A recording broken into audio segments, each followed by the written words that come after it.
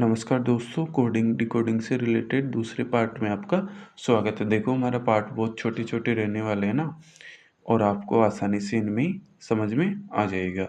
अब जो BSTC 2024 के पेपर में कोडिंग डिकोडिंग से रिलेटेड जितने भी क्वेश्चन आए थे ना, उनको हम हल करने वाले हैं।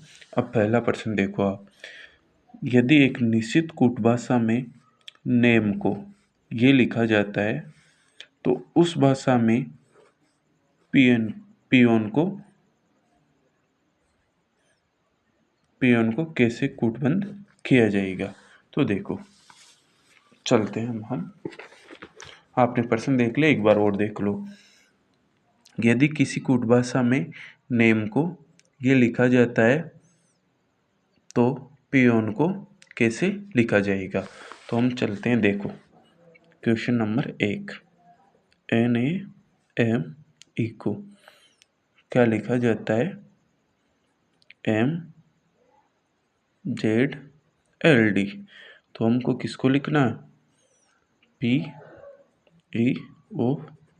को लिखना है। ठीक है, तो हम देखते हैं कि जो इसमें इसको इस तरह से चेंज किया गया है वही चेंज इसमें करना है।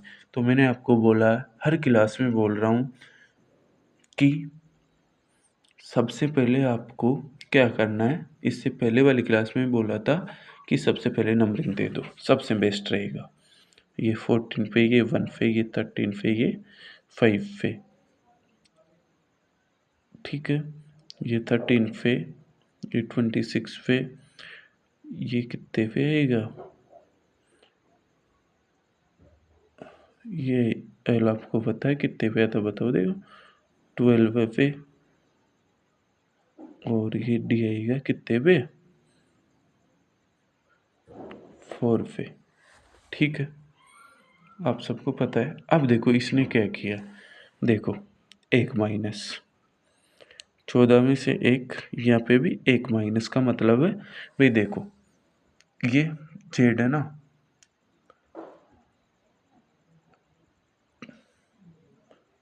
जेड 26 पे, तो एक पीछे चलेंगे ना हम, तो कहाँ पे आ जाएंगे, ए पे।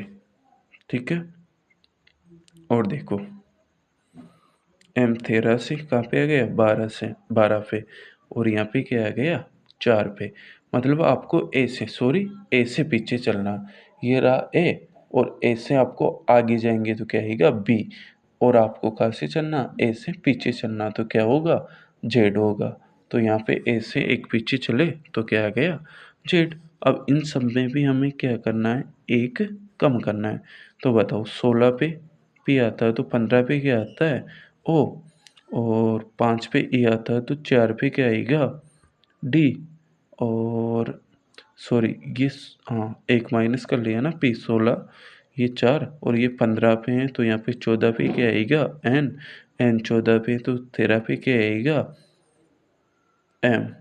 तो इसका आंसर होगा ODNM। इसका आंसर क्या होगा, ODNM, जो आप क्वेश्चन में देख सकते हो, पहला ऑप्शन था, ये देखो ODNM क्या था, ODNM। इसी तरह अब हम चलते हैं अगले क्वेश्चन पर, कोडिंग डिकोडिंग के पे।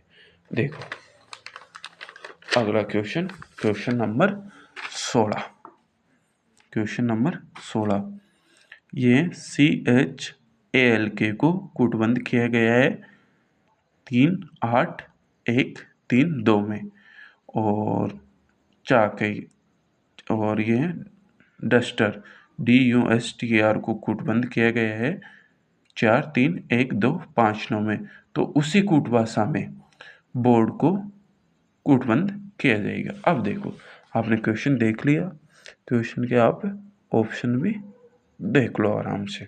ठीक है, तो हम देखते हैं अब यहाँ पे क्वेश्चन नंबर 2। ठीक है, देखो क्या कहा गया है, आप लिख लो CHALK को क्या लिखा है, 38132, और DUSTER को क्या कहा गया है, 431259। और हमें किसका ज्ञात करना, BOA RD, इसका ज्ञात करना, हमें ये ज्ञात करना। ठीक है भाई। अब देखो, बताओ, सबसे पहले मैंने बोला आपको क्या, नंबरिंग 3, 8, 1, 12 है, 11, 4, 21, 19, 20, 5, 18। तो देखो, मतलब जो फर्स्ट और सेकंड में किए गए हैं ना, वही हमें थर्ड में करना है। जो चाक और डस्टर में किया गया है ना, वही हमें बोर्ड में करना है। तो देखो, इसने 3 का तो 3 लिख दिया, 8 का 8 लिख दिया, 1 का 1 लिख दिया, परंतु जो 12 पे आ रहा ना, उसको भी, मतलब 2 अंक है ना यहाँ पे, तो इन दोनों को जोड़ के एक अंक में ही लिख दिया। तो 12, 1 2 को जोड़ा 3, तो 12 को क्या लिख दिया इसने 3, और 11 को भी इसी तरह 1 1 2, तो 11 को भी क्या लिख दिया 2। इसी तरह 4 का 4, यू कितने पे आता है 21 पे, तो 21 को 2 + 1 क्या लिख दिया 3। इसी तरह एस कितने पे आता है, ऐसा आता है 19 पे, 1 9 10, फिर इन दोनों, ये भी 2 अंक है, फिर 1 0 1, तो 19 को, एस को क्या लिख दिया 1। फिर टी आता है 20 पे, तो इसको लिख दिया 2 + 0 2। इसी तरह ई 5 पे आता है, तो 5 का 5। आर 18 पे आता है, 1 + 8 कितने हो गए भाई 9। तो आपको क्या करना है, अगर कोई सिंगल डिजिट में आ रहा है ना पहले से वैल्यू, तो सिंगल डिजिट में रखना। अगर 2 डिजिट में आ रहा है तो उनको ऐड करके एक डिजिट में करना। अब देखो, बी कितने पे आ रहा है 2 पे, ओ कितने पे आता है 15 पे, तो 1 + 5 क्या हो जाएगा 6, 1 का 1, और आर कितने पे था 18 पे, मतलब 18 पे, तो 1 + 8 क्या हो जाएगा 9, और डी कितने पे आता है 4 पे, मतलब 2 6 1 9 4। ये हमारा क्या होगा आंसर। अब चलते हैं, देखते हैं ऑप्शन की तरफ। देखो, पहला ऑप्शन ये रहा 25194, जो नहीं है, ये दूसरा भी नहीं, ये तीसरा भी नहीं है। हमारा आंसर क्या है था 26194। देखो, ये रहा हमारा आंसर 2694, तो ऑप्शन नंबर डी हमारा आंसर हो जाएगा। अब इसी तरह अगले क्वेश्चन पर हम चलते हैं। अगला क्वेश्चन है क्वेश्चन नंबर 23। यदि फुटबॉल को हॉकी, हॉकी को बास्केटबॉल, बास्केटबॉल को क्रिकेट, क्रिकेट को कबड्डी कहा जाता है, तो मेजर ध्यानचंद ने कौन सा खेल खेला। आपको सबको पता है कि मेजर ध्यानचंद को हॉकी का जादूगर कहा जाता है, और यहाँ पे हॉकी को क्या कहा जा रहा है बास्केटबॉल। हॉकी को क्या कहा जा रहा है बास्केटबॉल, तो इसका आंसर सीधा सा क्या हो जाएगा बास्केटबॉल। ठीक है, अगले क्वेश्चन की तरफ चलते हैं। कोडिंग डिकोडिंग का जो भी अगला क्वेश्चन होगा वो करते हैं। देखो,